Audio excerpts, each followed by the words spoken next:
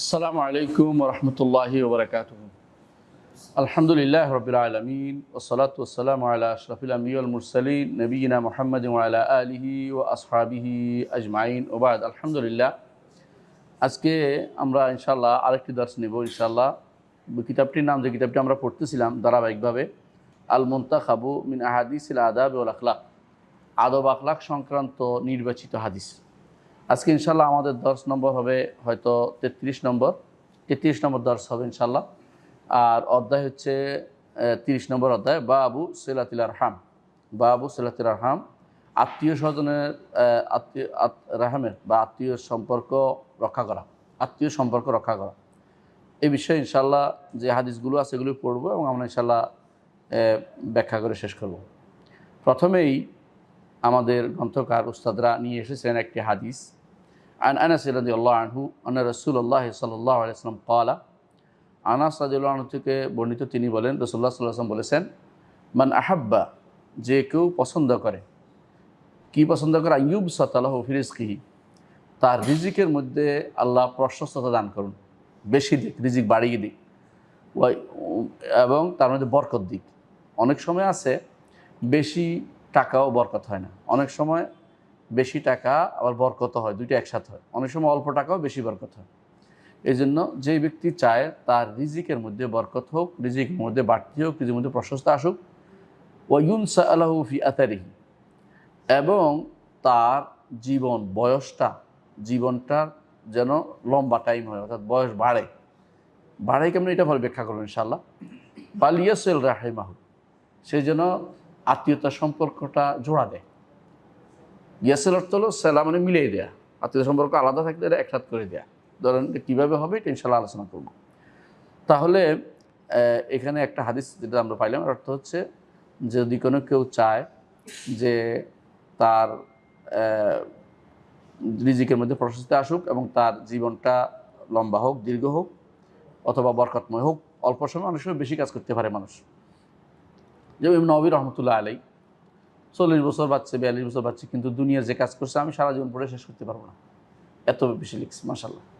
তো এই জন্য রাসূলুল্লাহ সাল্লাল্লাহু আলাইহি ওয়াসাল্লাম আমাদেরকে জানে যে এইটা চায়, সেজন্য আলফালিয়াসাল রাহিমাহু, আত্মীয়তার সম্পর্ক জোড়া লাগায়। বুখারী মুসলিম হাদিসটি বর্ণনা করেছেন।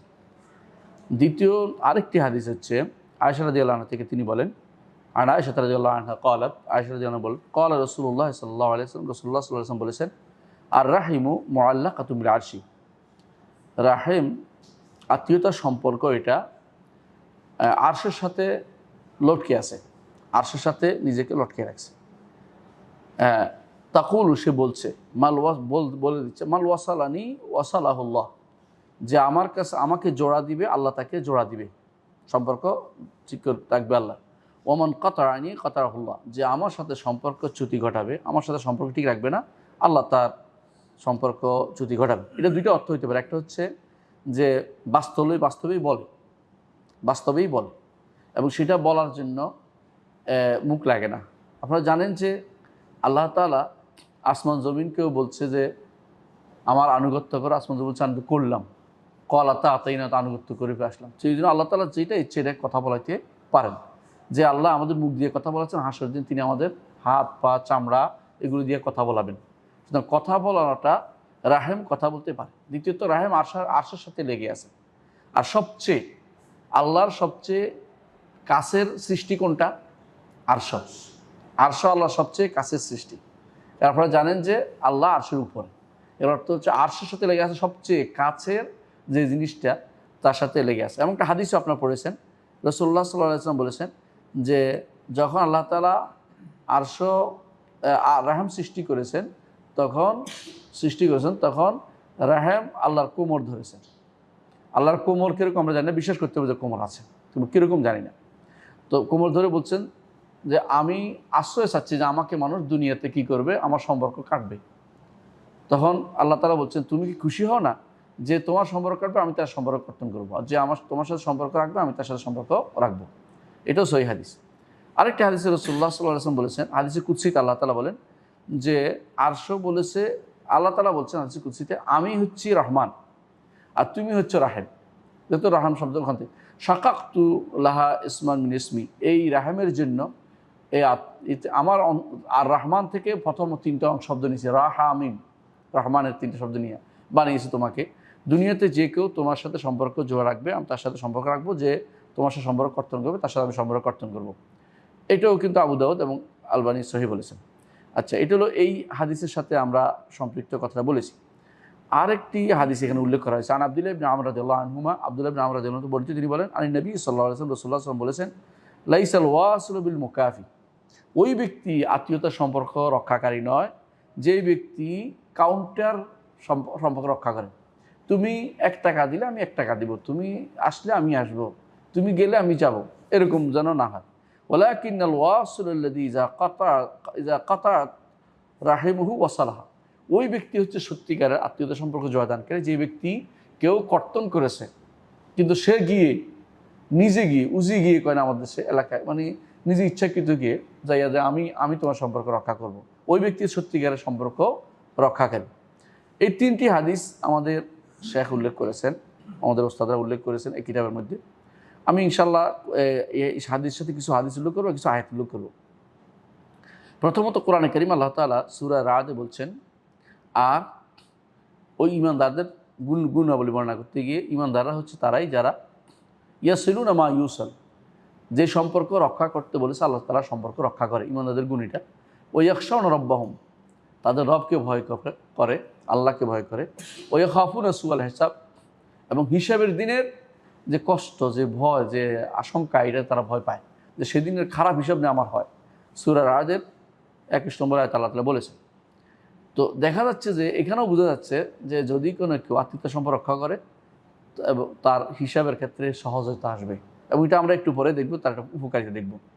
দ্বিতীয়ত সূরা মুহাম্মদের মধ্যে আল্লাহ তাআলা বলছেন, ফাহাল আসাইতুম ইন তাওয়াল্লাইতুম, এমনও তো হতে পারে তোমরা যখন ফিরে যাবে, তোমাদেরকে যখন ক্ষমতা দেওয়া হবে, দুই অর্থ হতে পারে, আনতুফসিদু ফিল আরদি, জমিনের বুকে ফিতনা ফাসাদ তৈরি করবে।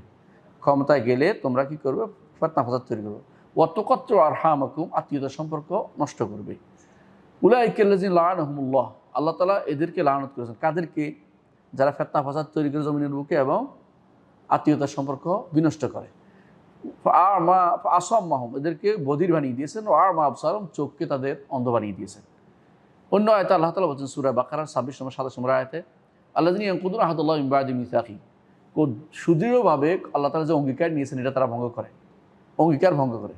অনেকেই আসে এটা করবো এটা করবো এটা করবো, পরে কিন্তু এটা করে না, ভুলেই যায় পুরা, পরে ক্ষমতা দেখায়। দেখছেন আপনারা চোখের সামনে এরকম ঘটছে অনেক কিছুই, আল্লাহর সাথে করা অঙ্গীকার ভঙ্গ করে। ওই ইয়াকতাউনা মা আমারাল্লাহু বিহি ইউসাল, আল্লাহ যে সম্পর্ক জোড়া দিতে বলতে সম্পর্ক তারা কর্তন করে। ওই ইউফসিদুনা ফিল আরদি, জমিনের বুকে ফাসাদ সৃষ্টি করে। উলাইকা হুমুল খাসিরুন, তারাই হলো ক্ষতিগ্রস্ত। তাহলে একই দুই আয়াতের অর্থ একটাই, যে দুনিয়াতে এবং আখিরাতে ক্ষতিগ্রস্ত তারাই যারা আত্মীয়তার সম্পর্ক কর্তন করে, আত্মীয় সম্পর্ক ঠিক রাখে না। অন্যগুলির সাথে এটাও যোগ হবে, অন্য কিছু বলেছেন। অন্য সূরা নিসার 1 নম্বরে আল্লাহ তাআলা বলছেন, ওয়াত্তাকুল্লাহ আল্লাযী তাসাআলুনা বিহি ওয়াল আরহাম, ওই আল্লাহকে ওই আল্লাহর তাকওয়া অবলম্বন করো, যাকে দিয়ে তোমরা একে অপরকে চাও যে আল্লাহর রাস্তায় দেন, আত্মীয়তা সম্পর্ক কারণে দেন। এই জন্য আল্লাহ তাআলা এটাও উল্লেখ করেছেন যে আল্লাহ তাকওয়া অবলম্বন করো। আর কোরআনে কারীমের সেবারের জায়গায় জাবিল কুরবা, জাবিল কুরবা, জাবিল কুরবা, এখানে যে নিকটস্থ আত্মীয় যেটা বলা হয়েছে, আত্মীয়, এগুলি সবগুলি আত্মীয়তার সম্পর্কের ভিতরে এসে যাবে, কারণ জাবিল কুরবাও এর অন্তর্ভুক্ত। জাবিল কুরবার পরে গিয়ে রাহে, মানে প্রথম দায়েরই হচ্ছে আপনার নিজস্ব ছেলে পুলে বাবা, এরপরের গোল চক্করে হচ্ছে নিকটস্থ আত্মীয়, এরপরে গোল চক্কর হলো আত্মীয়তার সম্পর্ক, এটা আর বড়, এটা একটু বড়, এরকম করে বুঝতে হবে আমাদেরকে। আচ্ছা, এটা আমরা বুঝবো একটু পরে, আর একটু আলোচনা করবো ইনশাআল্লাহ। তাহলে বোঝা গেল যে আত্মীয়তার সম্পর্ক রক্ষা করার কোরআনে কারীমে আমাদেরকে নির্দেশনা দেওয়া হয়েছে। হাদিসে আছে, আমি আর কয়েকটা হাদিস উল্লেখ করি। আবু হুরায়রা রাদিয়াল্লাহু আনহু বর্ণিত, তিনি বলেন, রাসূলুল্লাহ সাল্লাল্লাহু আলাইহি ওয়াসাল্লাম বলেছেন, আল্লাহ তাআলা যখন সৃষ্টি শেষ করলেন তখন ক্বালাতির রাহিম, আত্মীয়তার সম্পর্ক বলল, কি বলল?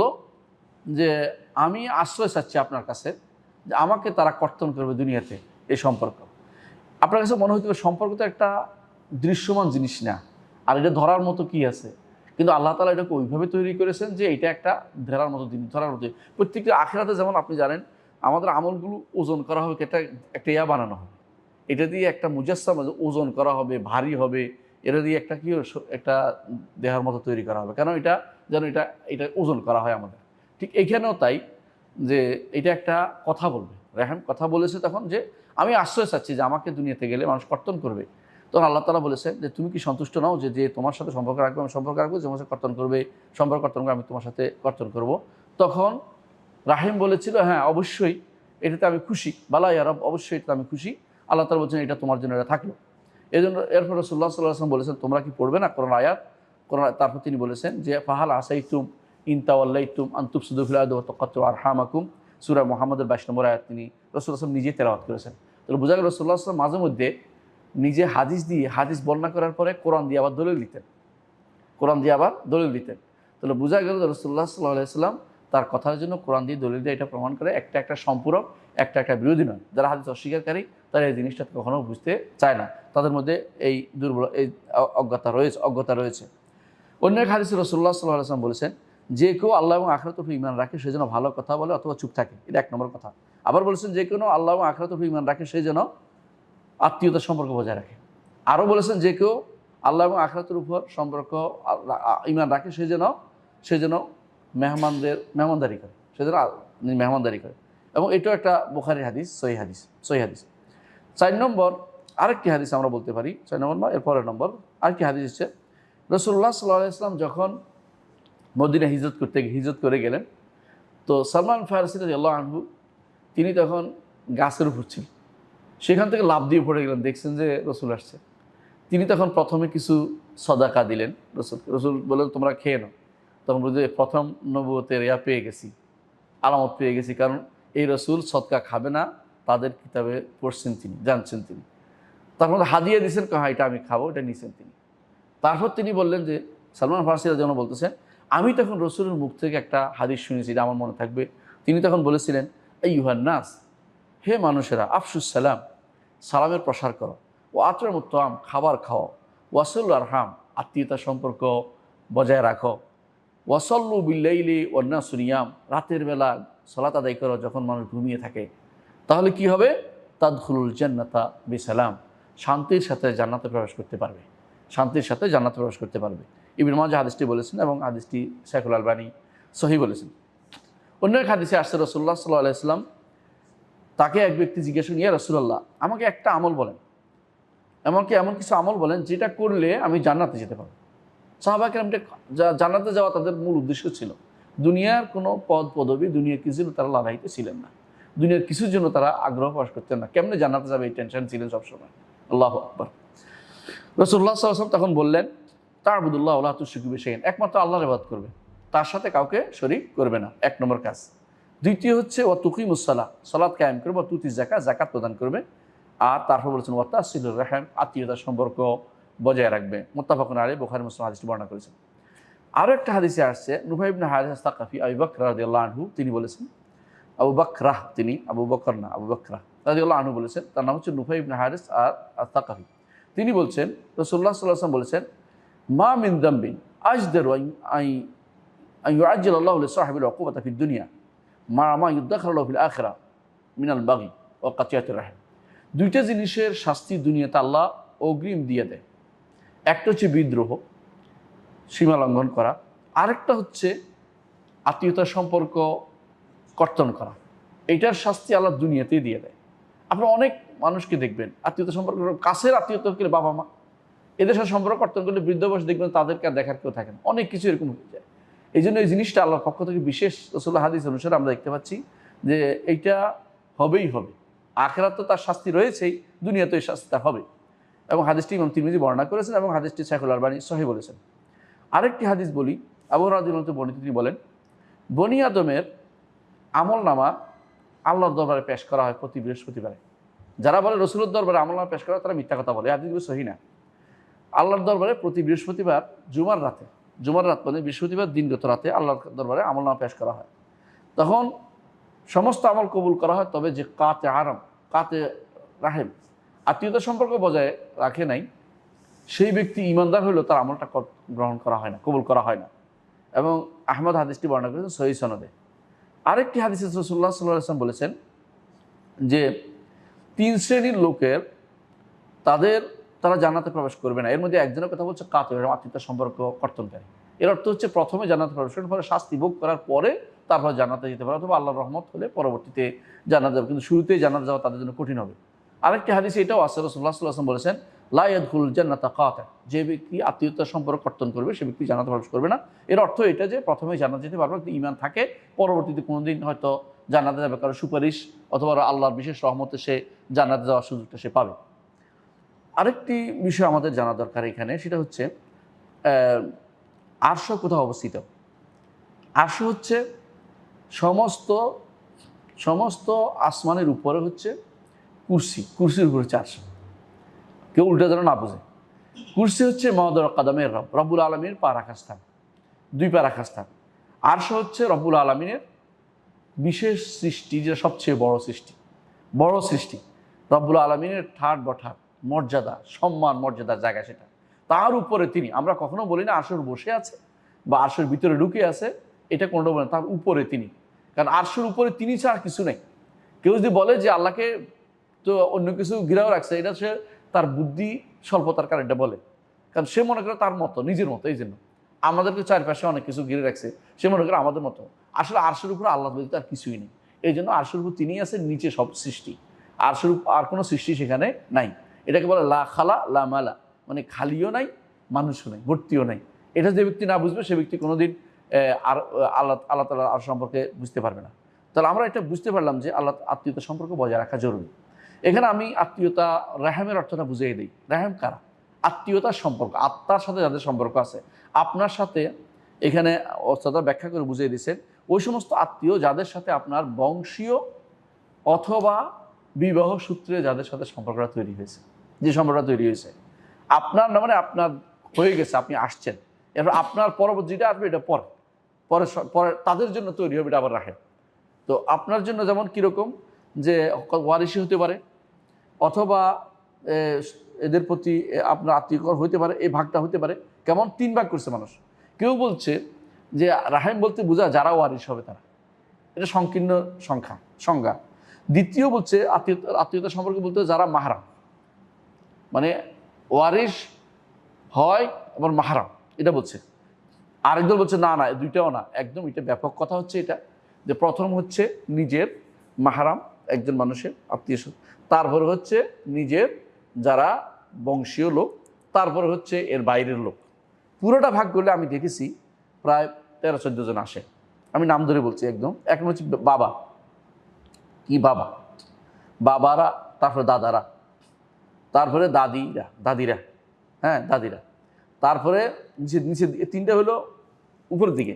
নিচের দিকে আসেন ছেলে এবং ছেলেদের সন্তান, তারপরে মেয়েদের সন্তান। বুঝে আসছে? এটা আত্মীয়তার মধ্যে প্রথম স্টেপে এরা। তারপরে হচ্ছে ভাই বোন এবং ভাই বোনের সন্তান, তারপরে হচ্ছে চাচা আর ফুফি এবং তাদের সন্তানরাও, স্বাস্থ্য বোন বুঝছেন তো, ফুফাতো বোনেরা। আর মায়ের দিক থেকে মা এবং নানি, এই জন্য নানিকে সদকা দেয়া নিষিদ্ধ। নানিকে লালন পালন করতে হবে।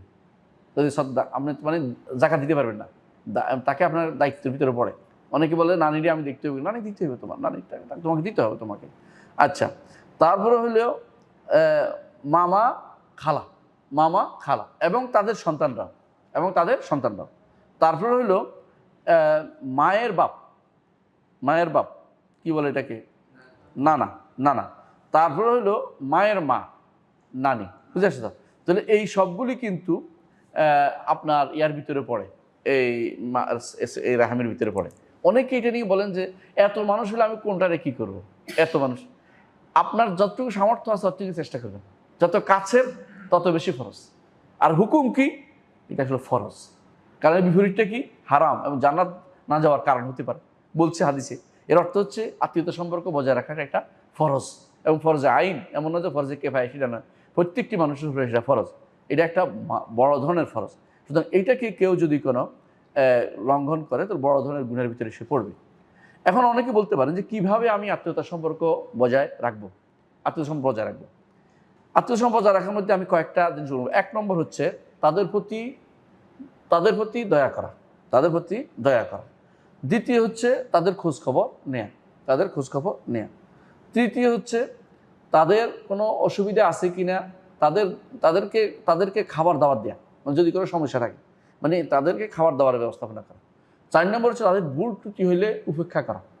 ভুল ত্রুটি হয়, আত্মীয় স্বজন অনেক সময় ভুল কথা, খারাপ কথা এগুলি উপেক্ষা করে যাওয়া। কয় নম্বর হলো?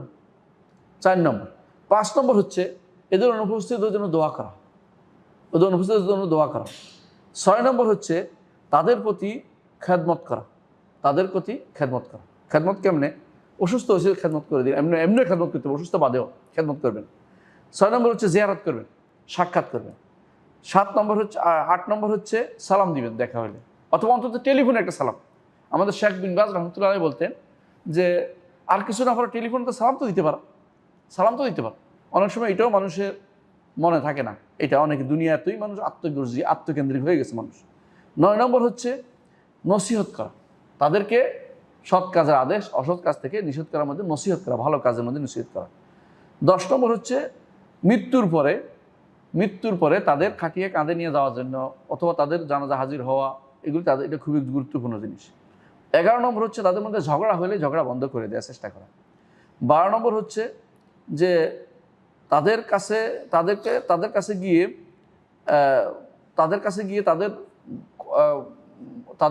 তাদের সাথে হাসি মুখে কথা বলা, 13 নম্বর হচ্ছে তারা কষ্ট দিলে কষ্ট সহ্য করা।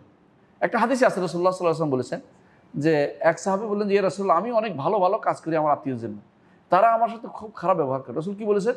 কান্নামা তুসফিহুল মাল, তুমি যেন তাদের মুখে ছাই মারো, অর্থাৎ তোমার কোনো সমস্যা নাই, হ্যাঁ তুমি তো ভালো ব্যবহার করতেছো, তুমি এটার মাধ্যমে তারা যেটাই করে এটা তাদের মুখে ছাই, তাদের সমস্যা, তোমার সমস্যা না, তোমার কাজ তুমি করে যাও। তো 13 নম্বর হচ্ছে বা 14 নম্বর হচ্ছে তাদেরকে মেহমানদারি করা, মাঝে মধ্যে তাদেরকে ডাকা, মেহমানদারি করা। 15 নম্বর হচ্ছে তাদের বিরুদ্ধে কোনো অভিযোগ অন্তরে না রাখা, অন্তরটা পরিচ্ছন্ন করা। আর 16 নম্বর হচ্ছে তাদের মধ্যে যারা বয়োবৃদ্ধ আছে তাদেরকে সম্মান করা, আর ছোটো বাচ্চাদেরকে আদর করা, এবং তাদেরকে যে মর্যাদা আছে তাকে সেই মর্যাদা বসানো। আপনার বাড়িতে আসছে, একটা চেয়ার দেন, বসান, বসতে দিলেন না, কথা বললেন না, মন কালাকালি করলেন, মুখ ব্যাখ্যা করে রাখলেন, এটা শরীয়তে বলে না, এটা আত্মীয়তা সম্পর্ক খারাপ করার জিনিস। আর 17 নম্বর হচ্ছে তাদের আনন্দে শরিক হওয়া, তাদের বিয়ে শাদী হচ্ছে, কোনো আত্মীয় স্বজন আপনার সেই আনন্দে শরিক হবে। 18 নম্বর হচ্ছে যে কোনো কারণে তারা আপনাকে দাওয়াত দিছে, দাওয়াতে হাজির হবেন, এবং তারা যদি আপনাকে অসুস্থ হয় তো অসুস্থ সেবা শুশ্রূষা করতে যাবেন। এই হচ্ছে 19 নম্বর। এই 19টা পয়েন্ট আমি বের করতে পেরেছি, আপনারা আরও পাবেন। টাকা পয়সার কথা আগে বলেছি, টাকা পয়সা দিয়ে খরচ করা এটাও আগে বলেছি। তাহলে বোঝা গেল যে আত্মীয়তার সম্পর্ক রক্ষা করা একটা বিশাল ব্যাপার, এটা আমাদের করা দরকার। তো আমাদের সে কিছু ফাওয়ায়েদ বর্ণনা করছে, উপকারিতা বর্ণনা আমি উল্লেখ করবো ইনশাআল্লাহ। 1 নম্বরে হাদিসগুলো আমরা যে পড়েছি এর মধ্যে 1 নম্বর উপকারিতা হচ্ছে এটা যে সিলাতুর রাহিম, আত্মীয়তার সম্পর্ক বজায় রাখার উৎসাহ দিতে হবে। কী জন্য? 1 নম্বর আল্লাহর নৈকট্য অর্জনের জন্য। দুনিয়া কেউ বলবে, প্রশংসা করবে, আমাদের লেখে রাখবে, দরকার নেই, আল্লাহর নৈকট্য অর্জনের জন্য। দ্বিতীয় হচ্ছে এটার ফজিলত জানছি আমি, এখন এটা করব। যে কোনো জিনিস ফজিলত জেনে করা আর ফজিলত না জেনে করার মধ্যে বিশাল পার্থক্য। আপনি এখন প্রতিদিনই ধরেন আপনি এমন একটা কাজ করেন যা খুবই দরকার, কিন্তু যখন জানলেন ফজিলত তখন থেকে এটার ফজিলত আর এটার সব বহুত গুণ বেড়ে গেছে। এই জন্য আমরা বলি আপনি অনেক কাজ করেন কিন্তু এলেম দিয়ে করলে সব বেশি হয়। এলেম সহ যদি জেনে শুনে কোনো আমল করেন এটা সব অনেক বেশি।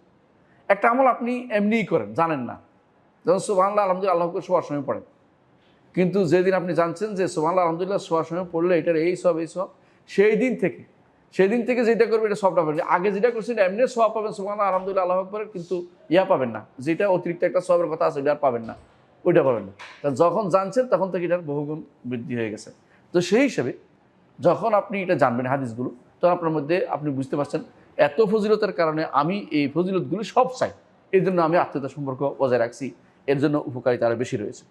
দ্বিতীয় আরেকটি উপকারিতা হচ্ছে আমরা এই হাদিস থেকে বলতে পাই, সেটা হচ্ছে যে সিলাতুর রাহিমের কারণে আল্লাহ তাআলা রিজিকে বরকত দেন এবং আল্লাহ তাআলা আমাদের জীবনে বরকত দেন। এই বরকতটা কেমনে হয় আমরা বলেছি, কিন্তু আপনারা জানেন যে কোনো মানুষের কিছু পরিবর্তন হয় না, কিন্তু তো ওইটা ওখানে লেখাই আছে, ওইখানে লেখা আছে লোকটা আত্মীয়তার সম্পর্ক বজায় করে রাখবে, এই জন্য তাকে এত বাড়িয়ে দেওয়া হলো, ওই সময় দিয়েছে আল্লাহ তাআলা, নতুন করে কোনো কিছু পরিবর্তন নাই। মা ইউবাদদালুল কাওলা দাইয়্যা ওয়া মা আনা বিযাল্লামিল আবিদ। এখন আপনি যদি কোনো আত্মীয়তা সম্পর্ক বজায় রাখতে পারেন তো বুঝলো আপনার কিসমত ভালো, যে আল্লাহ আপনার জন্য ভালো লিখছে। আর করতে পারেন না, এরা তাহলে কিসমত খারাপ, আপনার মন টানে না, মনে আসে না, পড়তে চান না, বসতে চান না, তাদের কাছে যাইতে চান না, তাহলে বোঝা গেল যে আপনার জন্য ভালো কিছু লেখা হয়নি। এই জন্য ইমানদার সবসময় ভালো কিছু লেখা হয়েছে কিনা এটার জন্য সে নিজে মন তো টানে কিনা দেখতে হবে, চেষ্টা করতে হবে, জোর করে যেতে হবে যে আমার জন্য এটা রাখতে হবে। আল্লাহ তাআলা সেভাবেই লিখছেন, কিন্তু সে যে গেছে ওইটা টানেই গেছে যেটা লিখছে। আর যদি ওইদিকে যাইতে না পারে তার কিসমত খারাপ। প্রত্যেকে এইভাবে বুঝতে হবে আসলে কোনো কিছু এখন আর কোনো পরিবর্তন হয় না। মা ইউবাদদালুল কাউলু লাদাইয়া, আমার কাছে কোনো কিছু পরিবর্তন নাই। আমাদের দেশে অনেকেই বলে তাকদির দুই প্রকার, একটা মুআল্লাক, একটা মুবরাম, অর্থাৎ একটা লটকে আছে, একটা স্থির করা আছে। এটা আসলে ভুল কথা, কোনো কিছু লটকে নেই। কুল্লু সগীরিন ও কাবীরিন মুস্তাতার, ছোট বড় সব কিছু লেখা হয়ে আছে। তাহলে কি কীভাবে বাড়ায় কমায়? বাড়ায় কমাটা হচ্ছে ফেরেশতাদের খাতায়, ফেরেশতারা তারা বুঝতে পারে না, তারা বাড়ায় কমায়, আসলে আল্লাহর কাছে বাড়ানোটাই লেখা আছে। আর কমানো মনে করতে পারে না, কমায় না, মনে করে ফেরেশতা মনে করছে অনেকদিন বাঁচবে, আসলে তো কুটকুরে মরে গেছে। ফেরেশতার খাতায় বাড়ায় কমে, কিন্তু আল্লাহ তাআলা যা লিখছেন ওখানে কোনো কমতি বাড়তি নেই। তো আমরা কেন করব? আমরা করবো এই জন্য আল্লাহর খাতার উপরে চলার জন্যই করবো। যেই ব্যক্তি আত্মীয়তা সম্পর্ক বজায় রাখতে পারে বুঝবে তার কিসমত ভালো, তার রিজিকও বাড়বে, তার জীবনও দীর্ঘ হবে, সুন্দর হবে এবং বরকতময় হবে। এটাই হলো বুঝতে হবে। এবং সে আত্মীয়তা সম্পর্ক বজায় রাখলে আনুগত্যের তৌফিক হবে, সময়টাকে দুনিয়া আখিরাতে যে ভালো কাজে লাগবে সেটা সে ভালো কাজে লাগাতে পারবে। তৃতীয় যে উপকারিতা দেখতে পাচ্ছি সিলাতুর রাহিম, আত্মীয়তার সব বড় উপকারিতা হচ্ছে রব্বুল আলামিনের সন্তুষ্টি পাবে এবং মানুষের ভালোবাসা সে আহরণ করতে পারবে, মানুষের ভালোবাসা আহরণ করতে পারবে এবং মানুষ সমাজের মধ্যে একটা সুন্দর ভালোবাসার প্রসার ঘটবে। আপনি যদি চিন্তা করেন সবাই যদি আত্মীয় দেখাশোনা করে তাহলে সমাজের মধ্যে কেউ কিন্তু না খেয়ে মারা যাবে না। অনেক মানুষ ধনী, তার আত্মীয়রা গরিব, কেউ দেখে টেকে না, কেউ আমাদের খোঁজ খবরও নেয় না। অনেকে আছে রাগ করে আছে আত্মীয়তার উপরে, কেন একদিন খারাপ ব্যবহার করছিল, এটাও কিন্তু আত্মীয়তার সম্পর্ক বজায় রাখার বিরোধী কাজ। 4 নম্বর যে উপকারিতা হচ্ছে আত্মীয়তার সম্পর্ক কর্তন করলে যে ক্ষতি তা থেকে এই লোকে বাঁচতে পারবে, কারণ এটা তো কবিরা গুনাহ এবং এটা কোনো জাহান্নামে যাওয়ার কারণ। জান্নাত থেকে মুক্তি পেতে হলে আত্মীয়তা সম্পর্ক বজায় রাখতেই হবে। 5 নম্বর যে উপকারিতা তা হচ্ছে যারা আত্মীয়তা সম্পর্ক বজায় রাখে, প্রশংসিত আত্মীয়তা সম্পর্ক বজায় রাখে হচ্ছে ওই ব্যক্তি যে ব্যক্তি তার সাথে সম্পর্ক কর্তন করেছে সে বজায় রাখছে। এরকম নয় ব্যক্তি যে ব্যক্তি কাউন্টার আত্মীয় সম্পর্ক বজায় রাখে, সেটা আসলে আত্মীয় সম্পর্ক বজায় রাখার সত্যিকার নীতি নয়, তবু এটা করতে হবে। অন্তত কেউ দিলে আমি দিব, এটাও থাকা দরকার, এটা তো বাদ দেওয়া যাবে না। কিন্তু তাই বলে ওই ব্যক্তি হচ্ছে প্রকৃত আত্মীয় সম্পর্ক বজায় রাখার ব্যক্তি, যে ব্যক্তি সে কেউ না রাখলেও আমি রাখবো, সে কর্তন করলেও আমি করবো। 6 নম্বর যে উপকারিতা হচ্ছে যে সিলাতুর রাহিমের যে মধ্যে আত্মীয় সম্পর্ক বজায় রাখার মধ্যে আপনার কাছের লোকগুলোকে কাছে আগে, এরপরে দূরে, এরপরে দূরে, এরপরে দূরে, অর্থাৎ প্রথমে আপনার নিজের পরিবার উপরের দিকে, নিচের দিকে, অর্থাৎ পিতাদের দিকে, অর্থাৎ নিচের দিকে, এরপরে আপনার পাশে ভাই, এরপরে চাচা, এর মধ্যে শেষ হবে এক গোষ্ঠী, আরেক গোষ্ঠী হলো মামা, নানা, খালা এবং খালা ভাই, এরা এর ভিতরে ঢুকবে। তাহলে আমরা দেখতে পাচ্ছি যত কাছে তত বেশি ফরজ, এর মধ্যে আপনার সব ক্ষমতার বাইরে লাই করলে ফুল্লাহ নাফসানিল্লাহ সাহায্যের বাইরে কাউকে কষ্ট দেন না। আমি এখানে কয়েকটা জিনিস উপকারিতা উল্লেখ করতে চাই, যেটা আমরা আগে উল্লেখ করছি, এটা আর বলবো না। একটা হচ্ছে উপকারিতার মধ্যে একটা জান্নাতে প্রবেশ করা, একটা উপকারিতা হাদিসে আসছে। রসুলের নির্দেশনা পালন করলাম, আল্লাহর নির্দেশনা পালন করলাম, এগুলো আমরা জানি। এবং এর মাধ্যমে আল্লাহর প্রিয় একটা আমল, আল্লাহর কাছে প্রিয় হচ্ছে সিলাতুর রাহিম, আত্মীয়তা সম্পর্ক বজায় রাখা। এবং আমরা এটাও জানলাম যে এটা রাসূলুল্লাহ সাল্লাল্লাহু আলাইহি ওয়াসাল্লাম ওসিয়ত। আমরা এটাও জানলাম যে এটা কিয়ামতের দিন এটা দাঁড়াবে তার পক্ষে দাঁড়াবে। এবং এটাও জানলাম যে তার রিজিক বর্ধিত হবে এবং সব বাড়বে। এটাও জানলাম যে দুনিয়া আখিরাতে এটা তার জন্য উপকার দিবে। আর একটা জিনিস আমরা দেখছি হাদিসে আছে যে যেদিন জান্নাতে যাওয়ার কারণ তো হাদিসে আসছে, আরেকটা হলো জান্নাতে যাওয়ার কারণের মধ্যে হাদিসে আসছে যে যখন সিরাত পার হবে তখন দুইটা জিনিস কিন্তু জাম্বাই সিরাতের দুই পাশে থাকবে। একটা হচ্ছে আমানা হচ্ছে ফরজ কাজগুলো যেগুলো আমরা করি, এগুলো আমানা। আর দ্বিতীয়টা হচ্ছে আমানা, এটা সহ আরও আছে, কিন্তু এটা হলো মূল আমানত, হচ্ছে আপনাদের কাছে আল্লাহ দিলা আমাদের ফরজ কাজগুলো করতে দিয়েছে, এগুলো আমানত। আর একটা কাজ হচ্ছে যেটা খুবই দরকার, দাঁড়াবে এই ইয়ার ফুলসিরাতের পাশে দাঁড়াবে, এটা হচ্ছে রাহিম, আত্মীয়তার সম্পর্ক তখন দাঁড়াবে, ওখানে দাঁড়িয়ে যাবে। সেখানে দাঁড়িয়ে আপনি পড়ে যাচ্ছেন, উঠে নিবে। আরও একটা সুবিধার কথা বলি, হাদিসে আছে রাসূলুল্লাহ সাল্লাল্লাহু আলাইহি ওয়াসাল্লাম বলেছেন কবরের একজন মানুষ গেলে তার জুতাটা খটখট শব্দ শুনতে পায়, এমন সময় ফেরেশতারা চলে আসে। এখন প্রশ্ন উত্তর দেওয়ার পরে তার শাস্তি দিতে আসে, পারতেছে না, হ্যাঁ, কিন্তু গুনাহগার, শাস্তি দিবে। এমন সময় হাদিসে আসছে রাসূলুল্লাহ সাল্লাল্লাহু আলাইহি ওয়াসাল্লাম বলেছেন যে তার মাথার কাছে আসে সালাত দাঁড়িয়ে যায়, যে সালাত আদায়কারী হয়, এবং তার ডান পাশে গিয়ে সিয়াম দাঁড়িয়ে যায়, সওম দাঁড়িয়ে যায়, এবং তার বাম পাশে যাকাত দাঁড়িয়ে যায়, এবং আত্মীয়তার সম্পর্ক তার দুই পায়ের কাছে দাঁড়িয়ে যায়। আমার এদিক দিয়ে না, যেখান থেকে আযাব দিতে আসে বলে আমার এদিক দিয়ে না, যেখানে আমার এদিক দিয়ে না। এর হচ্ছে কিছু জিনিস যদি আমরা রাখতে চাই আযাব এবং গজব থেকে বাঁচার জন্য, তাহলে আমাদেরকে অবশ্যই আত্মীয়তা সম্পর্ক বজায় রাখতে হবে। আল্লাহ আমাদের বোঝার তৌফিক দান করুন। সুবহানাকাল্লাহু ওয়া বিহামদিকা আশহাদু আল্লা ইলাহা ইল্লা আনতা আস্তাগফিরুকা ওয়া আতুবু ইলাইক। আসসালামু আলাইকুম ওয়া রাহমাতুল্লাহি ওয়া বারাকাতুহু।